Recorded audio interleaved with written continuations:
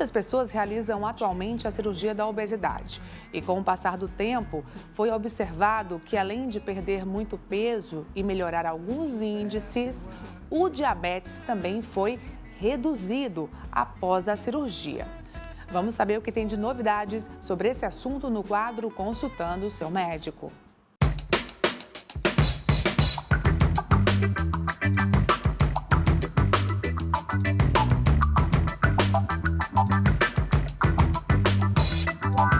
Eu converso agora com o Dr. Henrique Macambira, cirurgião da obesidade, ele que integra o CITO, que é o Centro Integrado de Tratamento da Obesidade, e tem cuidado de muitos obesos, né, doutor? Vocês têm feito muitas cirurgias com sucesso, a cirurgia tem sido mais procurada, mais indicada, porém, eu creio que algumas pessoas ainda chegam com muitas dúvidas aqui no consultório, né? Principalmente a respeito da indicação. Quando fazer, se é o momento, faço, não faço. É isso, tudo bem?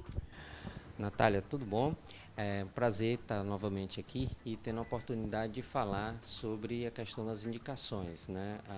Algumas pessoas procuram a cirurgia bariátrica como uma mágica, uma verdadeira mágica. Bom, eu vou lá, vou me operar e vou continuar fazendo as coisas totalmente errado e dessa maneira vai ser. Eu vou procurar a busca mais fácil, que a gente chama. Não, na realidade não é assim. Vou emagrecer e continuar comendo. Isso, e comendo errado. Continuar sedentário.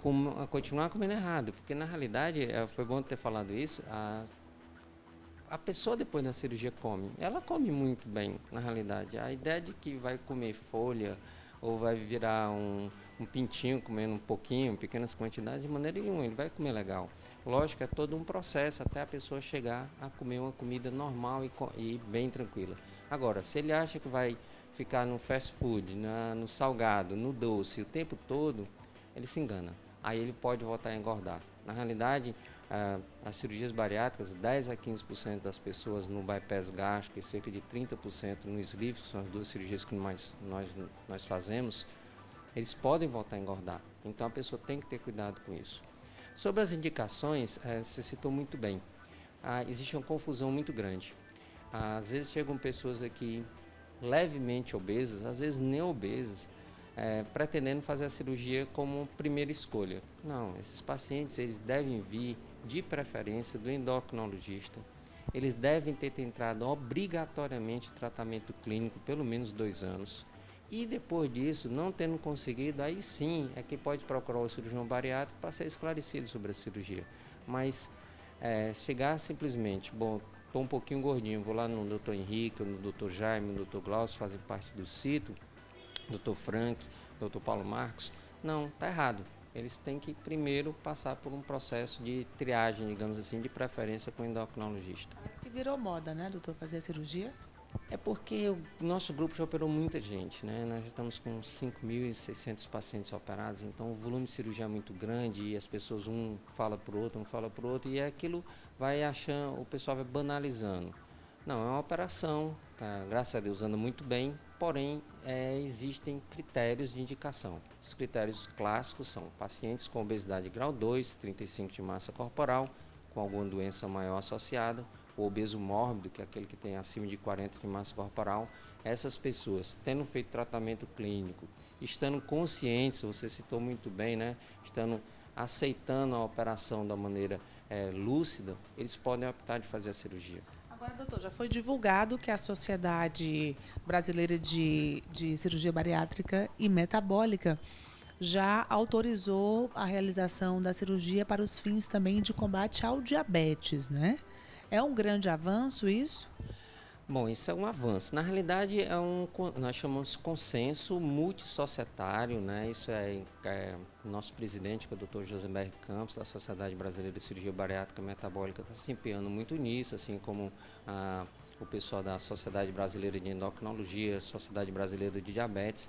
E, em conjunto, todos esses especialistas estão chegando num denominador para poder optar, na realidade, para poder oferecer, esse tipo de cirurgia para pacientes obesos que o endocrinologista tenha constatado que ele não está tendo uma melhora, está tendo um desgaste, uma piora grande do diabetes, ou seja, existem critérios definidos e o paciente deve vir única e exclusivamente do endocrinologista para a gente, é que esse paciente vai poder operar. Porém, essa normatização ainda não foi liberada para a gente executar no dia a dia. Mas já existe um ótimo índice de melhora no diabetes. Isso, é por isso que está tendo essas conversas, esses encontros, vários encontros esse ano, todos capitaneados aí pela Sociedade Brasileira de Cirurgia Bariátrica e Metabólica, e que estão em busca de acertar os detalhes finais para que isso possa ocorrer, porque já existem muitas evidências, Natália, na literatura médica, de que essa cirurgia favorece o controle, né? A gente sempre fala o seguinte: o paciente não vai se operar lá com o grupo do cito e vai ficar curado do diabetes e vai embora. Não, passa longe disso. Ele vai lá, o endocrinologista manda para o grupo do cito, o cito opera e volta para o endocrinologista para poder ele manter o controle. Isso vai ser uma parceria, jamais uma mágica. Mesmo com a cirurgia não se pode falar em cura? Não, a gente não gosta desse termo cura. Na verdade, na linguagem médica, nós usamos o termo remissão. A cirurgia do diabetes, como você citou, mas a cirurgia bariátrica em si, nos obesos, eu posso dar os dados dos obesos mórbidos, levam a remissão alta, né? Existem cirurgias que levam a remissão de até 80% dos casos de diabetes. É uma coisa muito boa. Isso com as duas técnicas? Com as duas técnicas, isso pode acontecer. Mas o que é mais importante é o controle, né? O grande problema do diabetes mellitus é ele descontrolado. Ele leva a uma das maiores causas de cegueira, amputações, insuficiência renal, o famoso infarto, um ataque cardíaco chamado, né? E problemas neurológicos, que a gente chama neuropatias. A cirurgia, a função dela é ajudar o endocrinologista para que o controle seja melhor. Na realidade, não vai ser uma mágica, de maneira E o paciente tem que ser obeso? Isso. Existem critérios, né? Então, atualmente, o paciente que tem diabetes, ele só pode optar pela cirurgia se ele tiver 35 de massa corporal. Nessa proposta, existe que o paciente, a partir de obesidade leve, como existe também nos Estados Unidos já isso, a obesidade grau 1, o índice de massa corporal é 30 de massa corporal, se o endocrinologista julgar adequado, esse paciente ele vai poder optar por fazer a cirurgia. Mas isso é uma coisa que ainda está em desenvolvimento, ainda não foi, digamos assim, autorizada para ser feita de uma maneira normal.